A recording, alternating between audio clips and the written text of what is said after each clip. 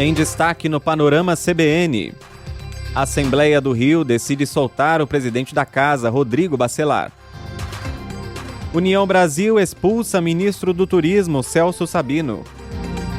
Flávio Dino aponta ilegalidades em emendas Pix e aciona a Polícia Federal. Paramount desafia Netflix e faz oferta pela Warner. O agente secreto conquista indicações recordes para o Brasil no Globo de Ouro. Panorama CBN. Olá para você que está aqui comigo, eu sou o Leandro Gouveia e a partir de agora, em menos de 30 minutos, vou te contar as principais notícias do dia.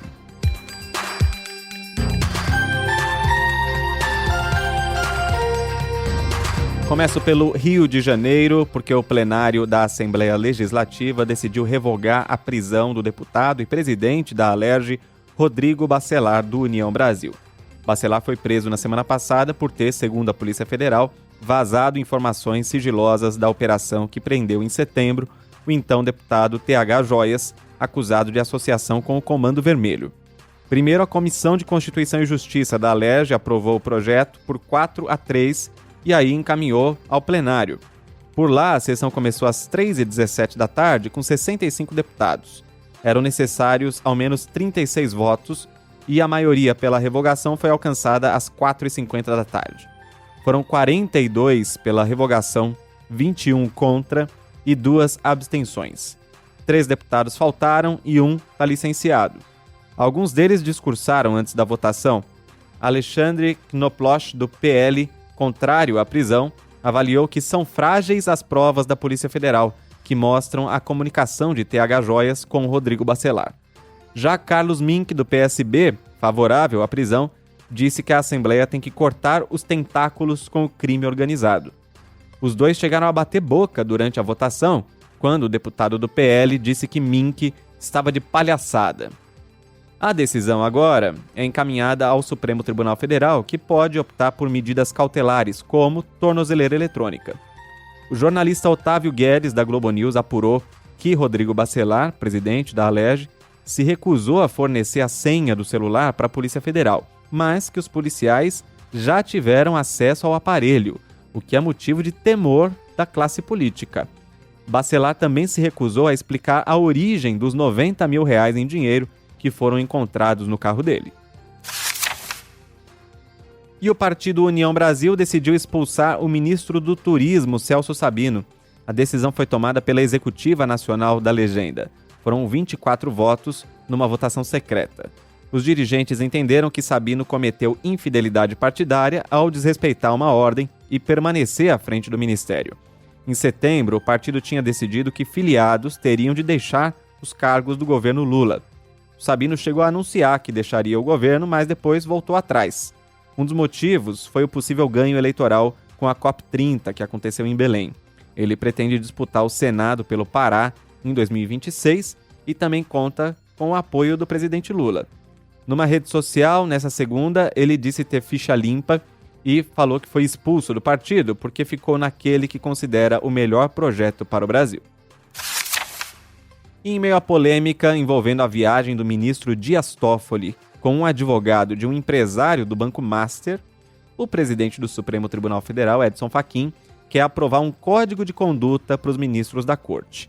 A ideia já é defendida por Fachin há um bom tempo, mas ganha força agora com a revelação de que o ministro Dias Toffoli viajou num jatinho particular para assistir a final da Libertadores em Lima, ao lado do advogado Augusto de Arruda Botelho, que defende o diretor de compliance do Master, Luiz Antônio Bull.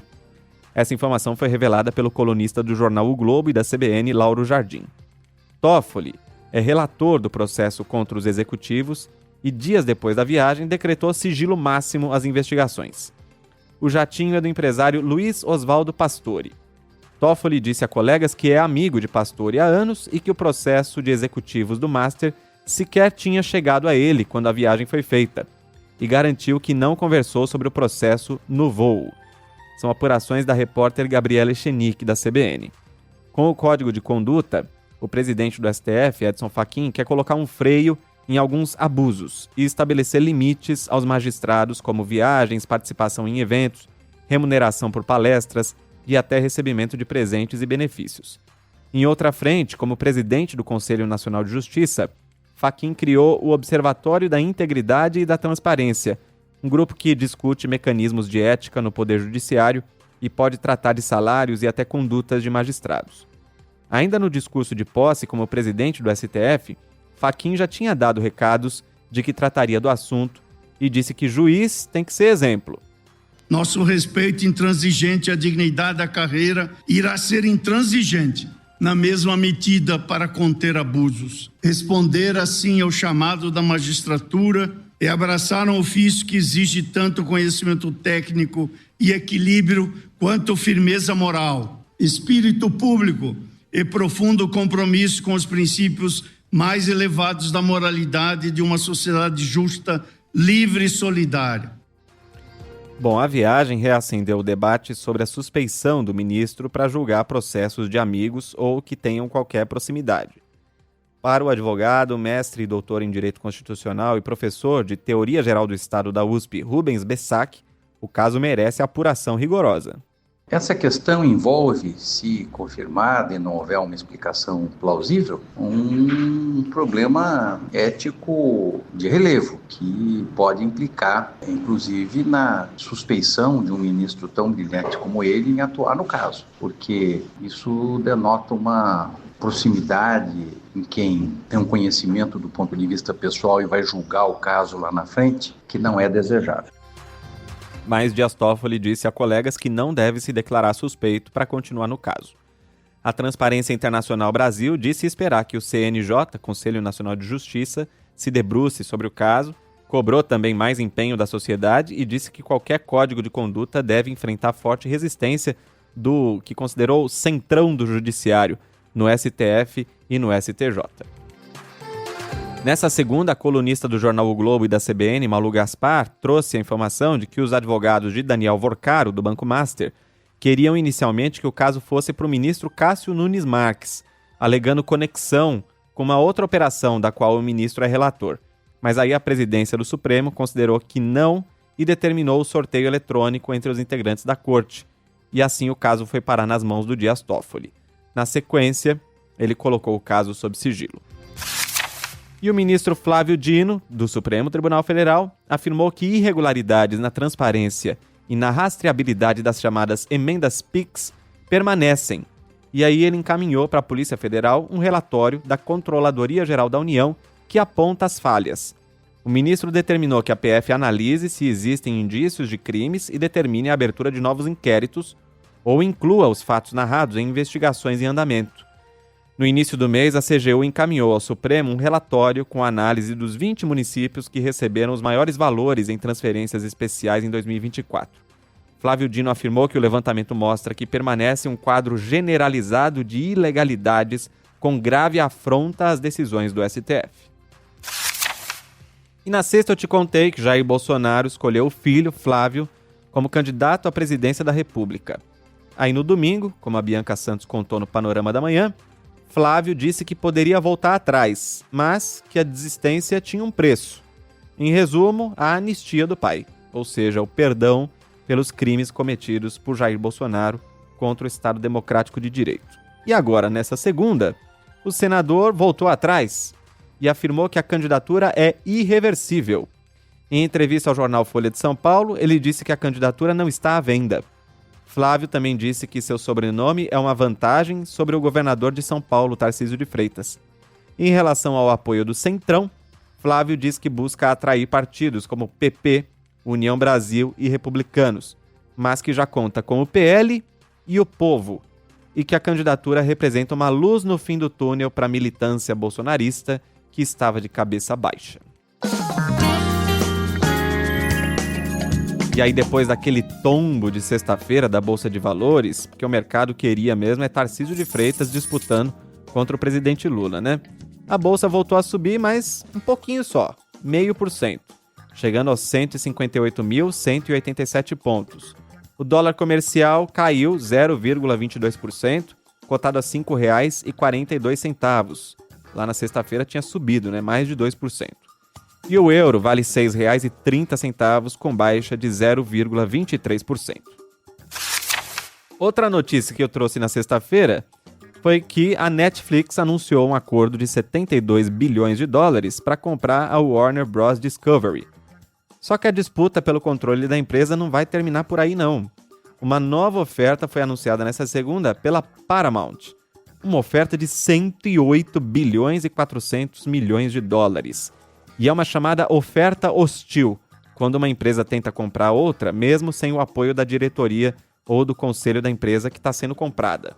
Em vez de negociar com os executivos, quem faz a oferta vai direto aos acionistas, normalmente oferecendo um valor bem atrativo pelas ações para tentar assumir o controle. Desde setembro, a Paramount já apresentou várias propostas para formar um novo conglomerado de mídia para competir com gigantes como a própria Netflix e também empresas de tecnologia como a Apple. Todas as ofertas foram rejeitadas. Quem comprar a Warner vai ter acesso a um catálogo gigante, incluindo o da HBO. Uma concentração de mercado que também tem sido muito criticada. Até o presidente dos Estados Unidos comentou. Donald Trump disse no domingo que a participação de mercado do novo grupo poderia ser um problema e que pretende acompanhar de perto o processo conduzido pelo Departamento de Justiça, que é responsável por avaliar se a fusão viola regras de concorrência.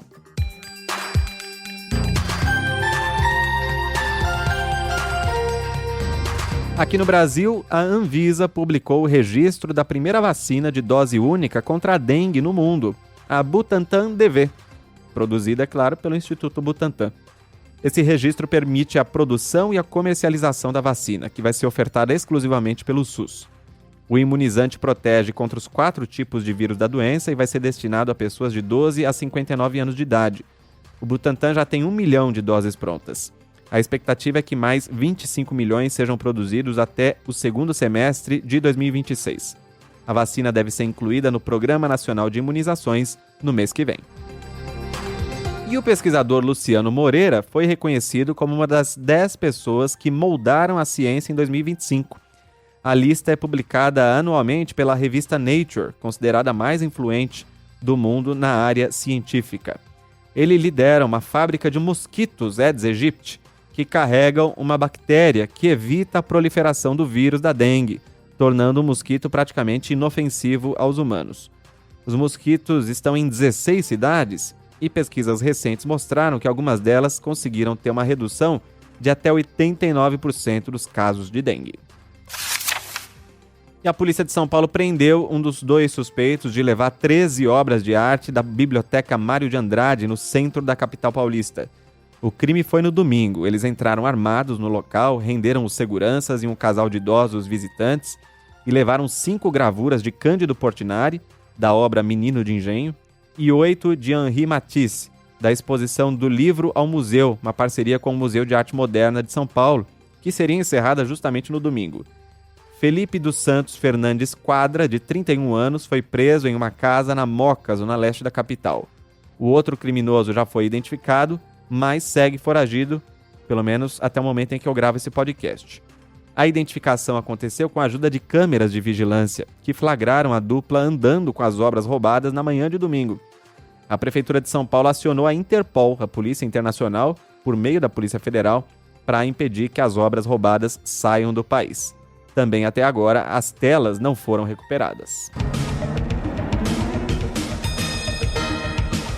No cenário internacional, um terremoto de magnitude 7,6 atingiu a costa nordeste do Japão. O epicentro foi às 11h15 da manhã, pelo horário de Brasília, 11h15 da noite no Japão. Foi no mar, a 80 quilômetros da cidade de Misawa. A profundidade foi de 50 quilômetros. O tremor foi sentido em todo o norte do país. Até o momento em que eu gravo o podcast, 7 pessoas ficaram feridas, nenhuma com gravidade. A Agência Meteorológica do Japão disse que esperava ondas de até 3 metros de altura, mas também, até o momento, só tinha registrado pequenas ondas de até 70 centímetros. Para você comparar, as ondas que atingiram a usina de Fukushima em 2011 chegaram a 15 metros de altura. A agência emitiu alertas de esvaziamento em 3 regiões, cerca de 90 mil pessoas saíram de casa. O risco de tsunami também chegou à parte da costa sudeste da Rússia. O Centro de Alertas de Tsunami no Pacífico dos Estados Unidos também afirmou que as Filipinas e Guam, que é um território norte-americano na Micronésia, também poderiam ser atingidos por ondas menores. O órgão eleitoral de Honduras retomou a apuração dos votos da eleição presidencial nesta segunda-feira, depois de 3 dias de pausa. O empresário Nasri Asfura, apoiado por Donald Trump, aparecia na liderança com 40% dos votos.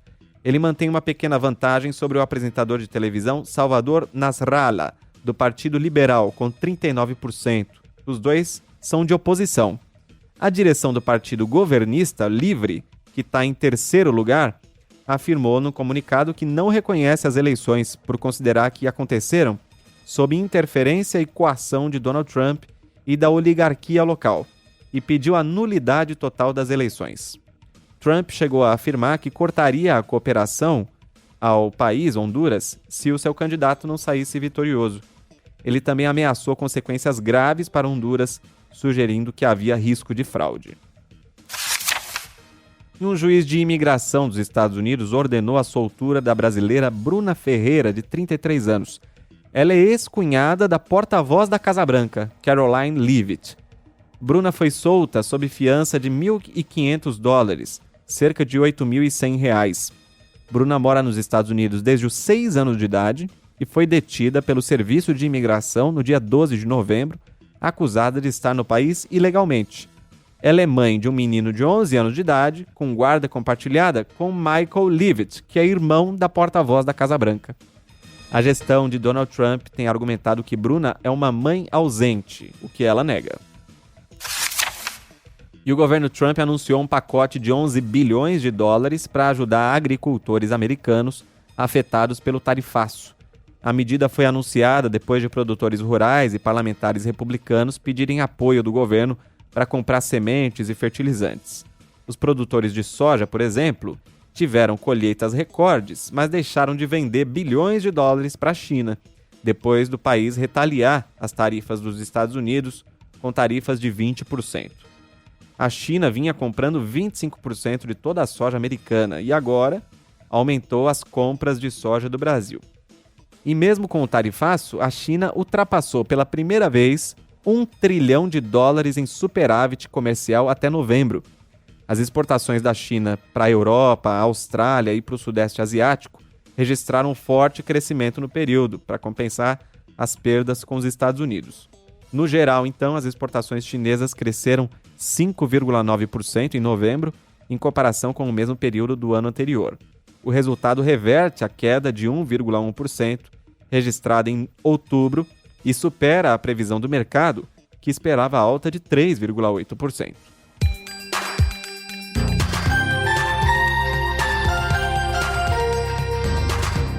E antes da última notícia, eu convido você a mandar mensagem para o Panorama. Meu e-mail é leandro.gouveia@cbn.com.br. No Instagram é só procurar por Lê Reis Gouveia. Pelo Instagram, a Francine Oliveira escreveu: sou ouvinte do Panorama desde 2020 e comecei a ouvir por indicação do meu namorado na época e atual noivo.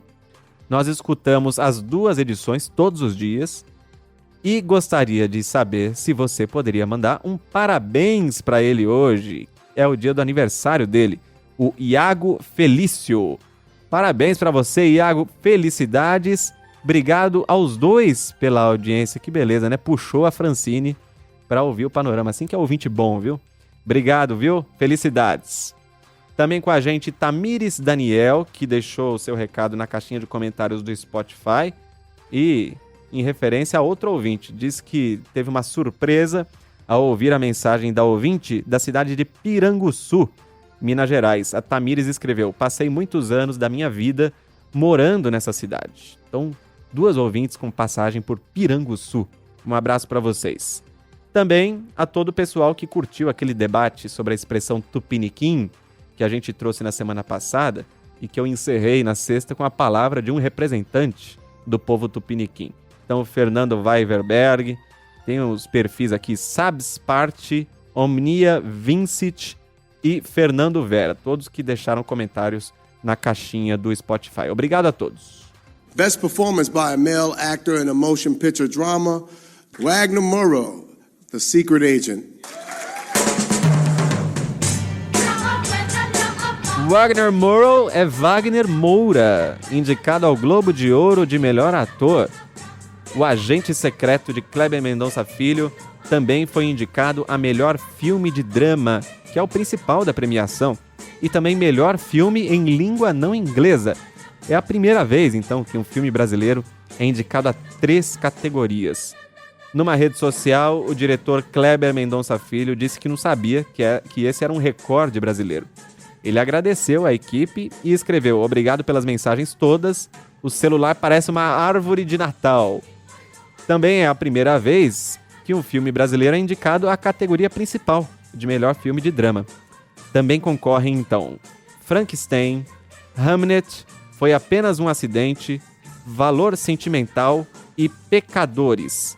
Já Wagner Moura concorre com Joel Edgerton, por Sonhos de Trem, Jeremy Allen White, por Springsteen, Michael B. Jordan, por Pecadores, e Dwayne Johnson, por Smashing Machine, além de Oscar Isaac, por Frankenstein.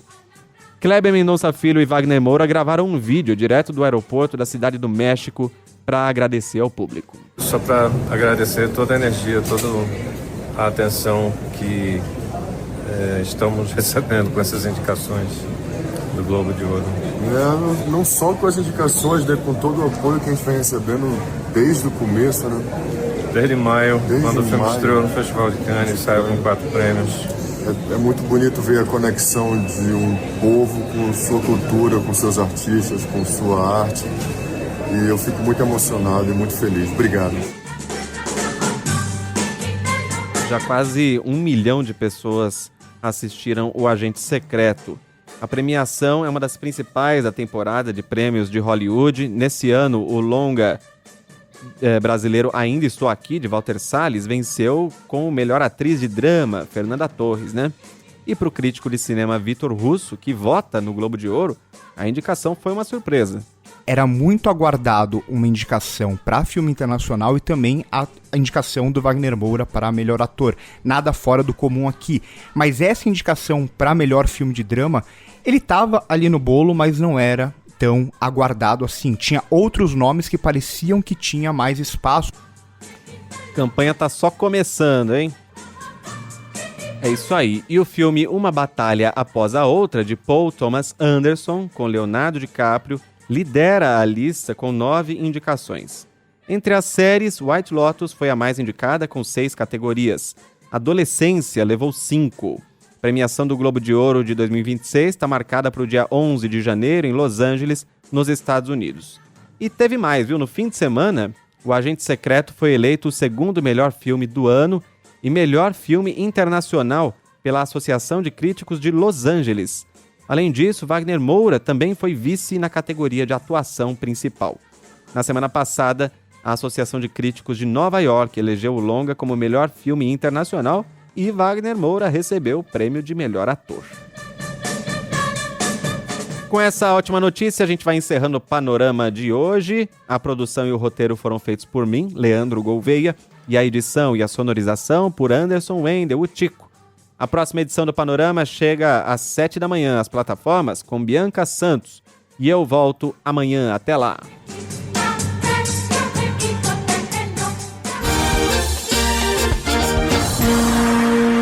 Panorama CBN. As principais notícias do dia em menos de meia hora.